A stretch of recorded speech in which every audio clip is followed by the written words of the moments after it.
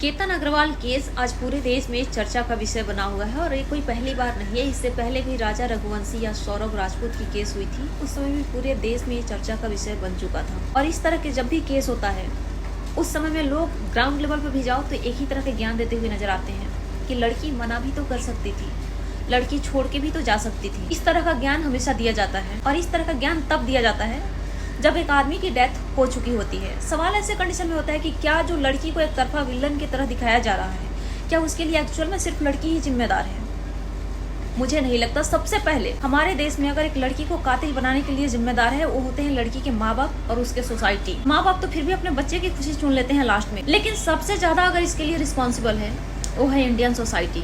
क्योंकि हिंदुस्तान में लोगों के पास अपने लिए टाइम नहीं होता है, अपने घर में क्या हो रहा होता है उससे कोई मतलब नहीं होता है, लेकिन दूसरे के घर में क्या हो रहा होता है उसके लिए झांकने पहुंच जाते हैं। यही वजह है कि लड़की के पेरेंट्स मजबूरी में इस तरह के कदम उठाते हैं और उसके बाद लड़की मजबूरी में इस तरह के कदम उठा लेती है। हाल ही में बिहार का ही केस है, गुंजन कुमारी जो पीपीएससी टीचर थी।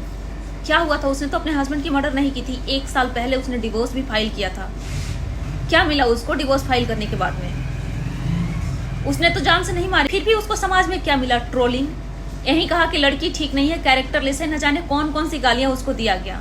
तो सवाल ऐसे कंडीशन में होता है कि अगर कोई लड़की किसी लड़के को बताकर भी छोड़, चाहे वो शादी के बाद डिवोर्स ले रही है या शादी से पहले मना कर दे रही है, तब समाज उसको कहाँ जीने देता है? उस समय भी लड़की को गाली ही दी जाती है। और अगर लड़के को मार देती है उस समय भी उसको गाली ही दी जाती है। कब लड़कियों को शांत छोड़ा जाता है?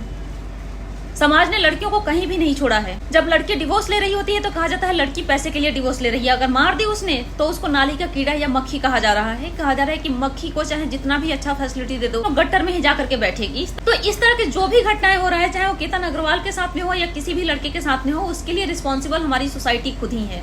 क्योंकि एक लड़की अगर मैरिज के बाद डिवोर्स लेती है उसमें भी लोग लड़कियों को गाली देते हैं। अगर शादी के पहले वो शादी से मना कर देती है तो भी लड़कियों को गाली दिया जाता है। सारे के लिए रिस्पॉन्सिबल लड़की के माँ बाप ही होते हैं, क्योंकि लड़की के माँ बाप कम होते हैं और पॉलिटिशियन ज्यादा होते हैं। और ये लड़की के माँ बाप की ही कहानी नहीं है, बल्कि लड़के के माँ बाप भी ऐसे ही होते हैं।